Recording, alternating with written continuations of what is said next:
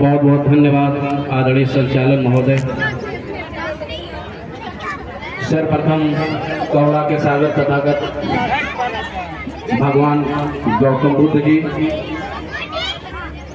परम पूज्य बोध सत्य महामानव, हम सबके भाग्य विधाता, भारतीय संविधान के निर्माता doctor B R Ambedkar ji, DS Purvanchal और बहुजन समाज पार्टी के संस्थापक मानव श्री काशीराम जी के चरणों में सच्ची श्रद्धा का सुमन अर्पित करता हूँ।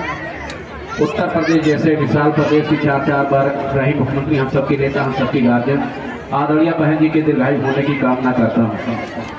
आज मूसेपुर कला विधानसभा 279 आलापुर के अंतर्गत मूसेपुर कला में डॉक्टर अम्बेडकर विचार प्रसार समिति डॉक्टर भीमराव अम्बेडकर जयंती समारोह,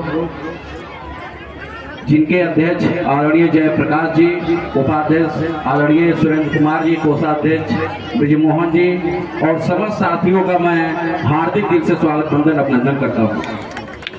इस कार्यक्रम में अभी हम लोग के बीच में विराजमान हुए पूर्व विधायक जी का और हमारे साथ चले आए साथी जो बहुत ही बसपा के वरिष्ठ नेता हैं आदरणीय नेताजी अम्बेडकर जी, जो हमारे विधानसभा के प्रभारी, उनका विधानसभा के सम्मानित अध्यक्ष छेदीराम मौर्य जी का, आदरणीय रामकुमार भास्कर जी का, पतिराम गौतम जी का, अंकित वर्मा जी का, जयप्रकाश मौर्य जी का और सम्मानित जनता का, क्योंकि नाम के और यहाँ पे जो संचालन कर रहे हैं हम सबके गार्जियन, हम सबके बड़े भाई, उनका भी मैं हार्दिक रूप से स्वागत वंदन अभिनंदन करता हूँ।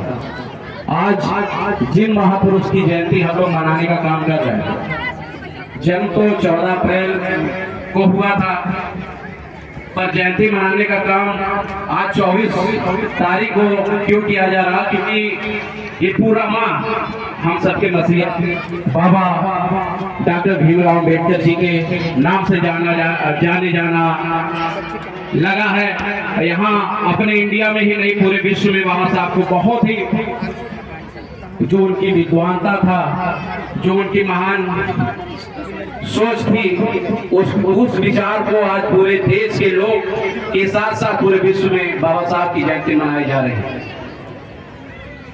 बाबा साहब की जयंती मनाने का कारण भी है, बाबा साहब जिन संघर्षों से आगे आए, क्योंकि मैं लंबा नहीं 60 में 2-3 मिनट में खत्म करूंगा।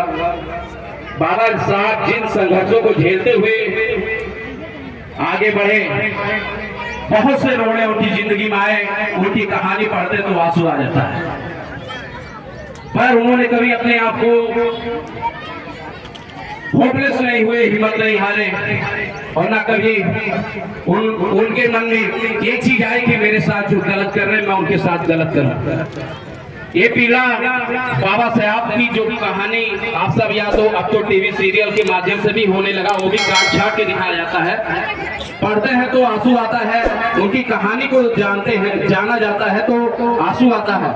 पर बाबा साहब हर चीज संघर्ष को करते हुए, हर चीज सहते हुए कभी किसी के खिलाफ नहीं रहे। उन्होंने कहा कि विचारधारा से ही हर चीज पॉसिबल किया जा सकता है, जो ऊंच नीच की खाई है उसको दूर किया जा सकता है, जो अमीर गरीब की खाई है विचारधारा से खत्म किया जा सकता है।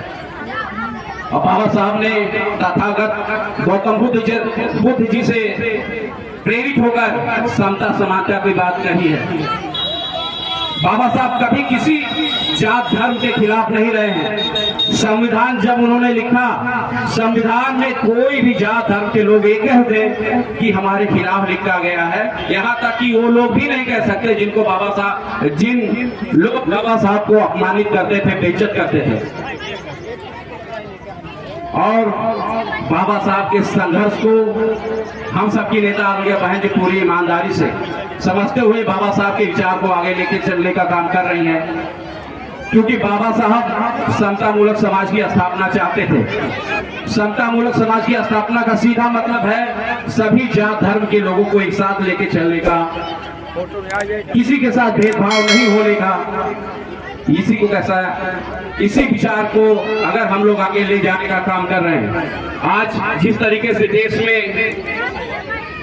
सरकारें चल रही जिस तरीके से हम लोगों को भाई भाई में लड़ाने का काम कर रहे हैं, हिंदू मुस्लिम के नाम पे लड़ाने का काम कर रही है, पर बाबा साहब ये नहीं चाहते थे।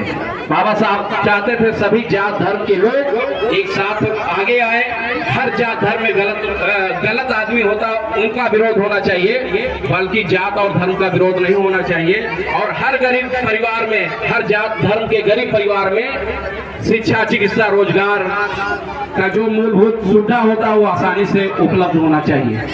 मेरे सम्मानित साथियों, माताओं, बहनों, मैं बहुत कुछ मेरे मन में है, पर बाबा साहब आप लोग रग रग और हमारे जो मिशनरी साथी है जो गाना गीत के माध्यम से आप सब तक हमारी बातें बाबा साहब की बातों को पहुंचाने का काम कर रहे हैं। मैं सबका हार्दिक दिल से स्वागत बंदन अभिनंदन करता हूं। मैं बचपन में एक चीज और बात करके जाना चाहूंगा कि मैं टांडा सिटी का रहने वाला हूं, जहां से हाथी निशान से पहला सांसद हुए थे आदरणीय राम जी। मैं उन्हीं के परिवार से बिलोंग करता हूं। आज जब 14 अप्रैल की हम लोग जयंती मनाते थे, जब मैं छोटा था, मेरे आशा पूरे अम्बेडकर नगर में अगर सबसे पहले मनाने का काम हो रहा था तो वहीं हो रहा था।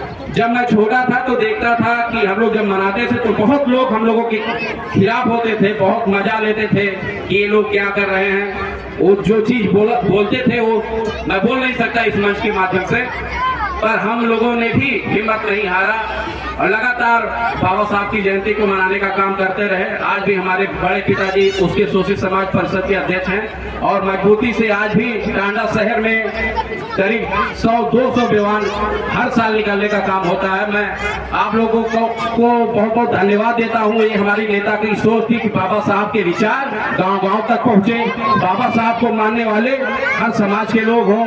बाबा साहब को हर पार्टी आज मानने पे मजबूर हो रही, तो आदरणीय बहन जी की देन है, क्योंकि 4 बार की सरकार में आदरणीय बहन जी ने करके दिखाया कि कोई भी बिना बाबा साहब के विचारों को आगे लेकर राजनीति नहीं कर सकता। आज जो बाबा साहब के विरोधी होते थे, आज वो बाबा साहब का नाम लेके वो जयंती मनाने का काम कर रहे हैं। जो बाबा साहब के खिलाफ होते थे, आज वो भी जयंती मनाने का काम कर रहे हैं। मैं भी क्योंकि राजनीतिक मंच नहीं, मैं क्षमा चाहूंगा, पर आ गया।